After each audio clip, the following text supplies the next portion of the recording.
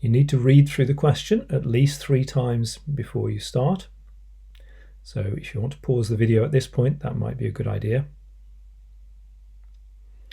So hopefully you've read through the question enough to have picked up what the question is about. You should recognize that this is a question from the probability and statistics component of Unit 2. In fact, the question is specifically about probability and does not involve statistics. It's possible you're a little bit confused over these things. You may think one is a branch of the other, but from a mathematical point of view, it's useful to think of them as 2 fairly separate mathematical disciplines. Like all other mathematical disciplines, of course, there's an overlap, and that will turn out to be important in more advanced questions. But let's treat this for what it is. This is a purely probability question. So let's start. What we need to recognize is that what we're given is 2 probabilities in that second line at the top, and part A of the question is asking us to calculate 1 further probability. A little bit of experience with the question will tell us that the question is about the rules of probability. The key rule that we need here, and in many similar questions like this, is what's called the addition rule. There are a couple of different versions of the addition rule, and it's possible that you learned a restricted version of the addition rule during your GCSE mathematics study. Here we need the full version of the addition rule, and that looks like this. So for any 2 events A and B, the probability of A union B is the probability of A plus the probability of B minus the probability of A intersection B. Hopefully you recognize this rule. If you don't, this is something you need to take a note of, and it's one of a number of rules that you need to learn to answer questions in Unit 2 on what's called basic probability.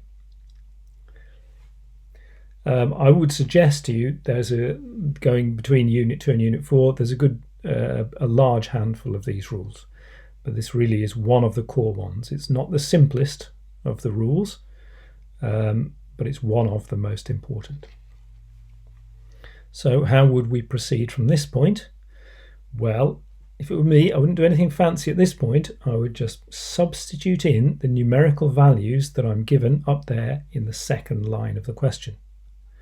So we're told that probability of A is 0.2 and the probability of A union B is 0.4. Okay, that leaves 2 unknown probabilities in this line. Let's just tidy up by subtracting 0.2 from each side. Okay, so at the moment I have one relationship between 2 unknown probabilities. Obviously that's not enough to answer the question. One equation for 2 unknowns is never going to work. I need to bring some more information to the table. What I need to do is to identify a second rule that I need to use. Okay, so let's call this step 2. The second rule, you may find this a bit more obvious, a bit simpler. In fact, it is a little bit more subtle in truth. It relates to this identifiable description in the question. We are given the crucial information that events A and B are independent. You have come across this concept before during GCSE study of probability, although it may have been a little bit elusive to you, and at GCSE it's not really explained fully. I would suggest that even in Unit 2 it's not quite fully explained to good satisfaction, but you'll see it again later on in Unit 4. The rule that you need here is for independent events. So the probability of A intersection B is the product of the probabilities of A and B. Hopefully you recognize this particular rule, perhaps more so than the rule that we used in step 1. However, even if you recognize it, you may not be aware that it's actually a consequence of another rule that you'll come across a bit later on. So this rule involves 3 probabilities, and of these 3, just 1 is given to us in the question. That's probability of A, which is 0.2. So again, I'm ending up here with 1 equation for 2 unknowns.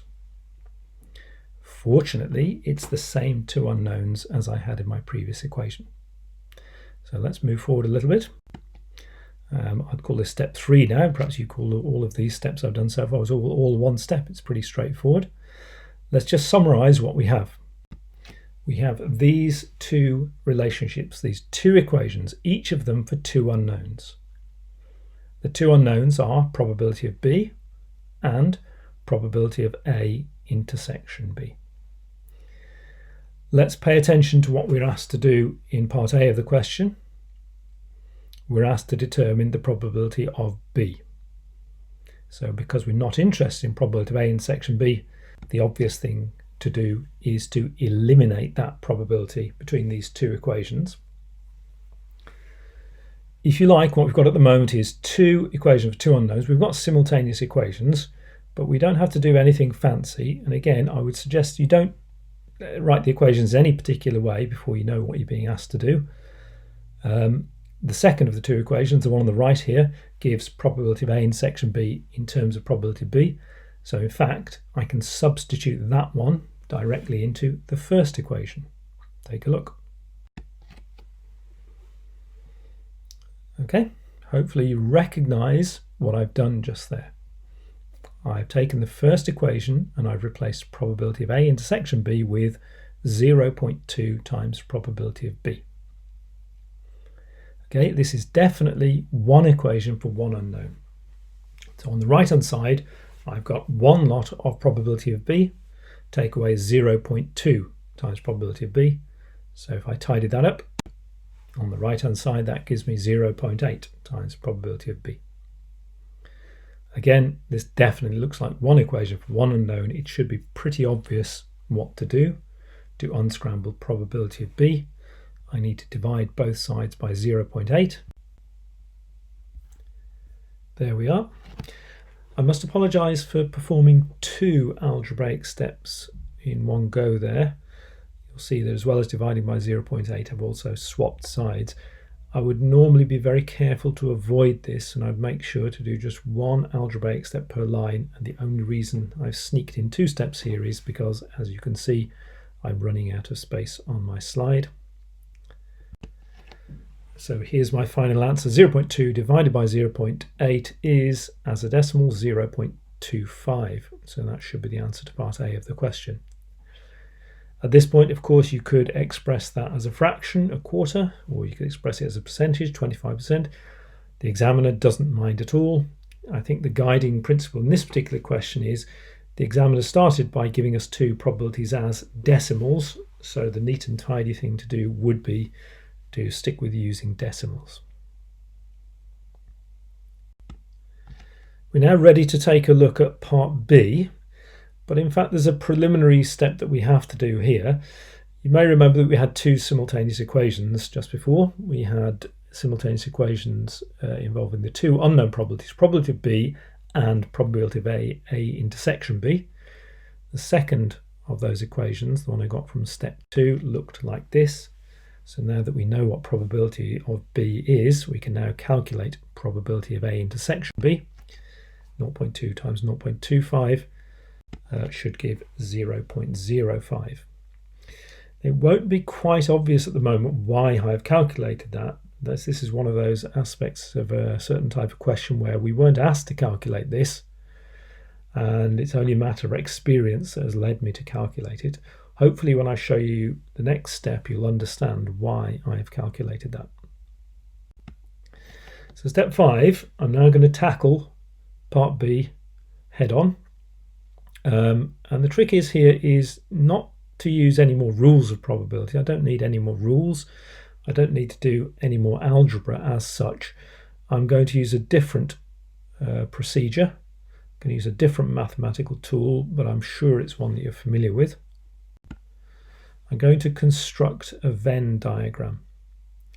The examiner gives no hint that he or she is expecting me to draw a Venn diagram, but hopefully one of the things you picked up from your Unit 2 lessons is this is very often a smart way to answer questions like this. Once I've got past the little bit of effort necessary to complete the Venn diagram, all of the answers are sitting within the diagram for me just to read off. So actually getting those 3 marks should be a fairly straightforward task once I've constructed the Venn diagram. So here's a question for you.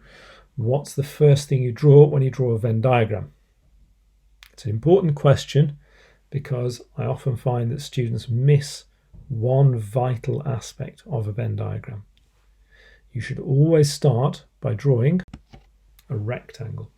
That's the outside of the Venn diagram. All of the Venn diagram is contained within that rectangle. So within the rectangle, you know that I have to draw 2 blobs or 2 circles. You do not have to use a compass. You can just draw a blob is fine. You don't even have to use a ruler to draw the rectangle. Freehand is fine. And the 2 circles are going to represent event A and event B. So there's the first one. That's going to represent event A. So I've labeled that circle. And the other circle, which must intersect the first circle for a question like this, is going to be labeled event B. And now it's just a question of putting the numbers into the Venn diagram. In this basic type of Venn diagram for 2 events, you should recognize that the space within the Venn diagram, the space within the rectangle, is now divided into precisely 4 regions. Please look carefully to make sure you can identify those 4 regions. Now, your experience of Venn diagrams, whether they're for probability or just for data, as they were at GCSE, should tell you that the trick is to fill in the numbers, the quantities, from the middle outwards. Okay, so start with the intersection region of the Venn diagram. Here's what we determined just now in step 4. This is why I completed this sneaky step 4. I calculated the probability of A intersection B is 0.05, so that goes there, bang in the middle of the Venn diagram in the intersection region. The question told us straight off that the probability of A was 0.2. Look carefully at the Venn diagram. There are 2 regions within circle A, and those 2 numbers together must add up to 0.2. So the number that goes here must be 0.15. Just check those 2 values, the 2 values within circle A, do add up to 0.2. Going back to part A of the question, we calculated the probability of B was 0.25. Okay, so the 2 values, the numbers in the 2 regions within circle B, must add up to 0.25. So that's a pretty easy matter to see that that value there should be 0.2. Again, just check. Just do a quick check. If you need to use your calculator, use your calculator. That's absolutely fine. The 2 numbers within the B circle add up to 0.25. So that's 3 of our 4 probabilities within the Venn diagram. Please remember that there is a 4th region and that you should enter the value of the probability in that region. Okay, the region outside both circles A and B. And to fill in that number, I do need to use one more rule for probability. Sorry, I did say just now that I wasn't going to use any more rules, but I'm afraid I am. It's sometimes called the rule of total probability. The 4 regions together are 4 mutually exclusive events, and their probabilities must add up to 1. So I do 0.15 plus 0.05 plus 0.2, and I take that sum away from 1. And hopefully, if I've done that correctly, I get 0.6. So there we go. There's my completed Venn diagram. All 4 probabilities entered into the Venn diagram. Having got the Venn diagram, having completed it, and I mean completed it, it's all filled in, it should be a relatively easy matter now to answer part B of the question. Here we go. Part B asks us, What's the probability that exactly one of the events A or B occurs? In other words, either A occurs or B occurs, but not both. To answer that question, I need to read off precisely these two probabilities and simply add them together. And that should give me, if I've done this correctly, 0.35. So that's my answer for part B of the question. And that's it. We have completed this question. We should have gained our full 7 marks. Let's review some of the core skills that we've used in answering the question. What sort of things do you need to know from the Unit 2 specification to successfully answer a question like this?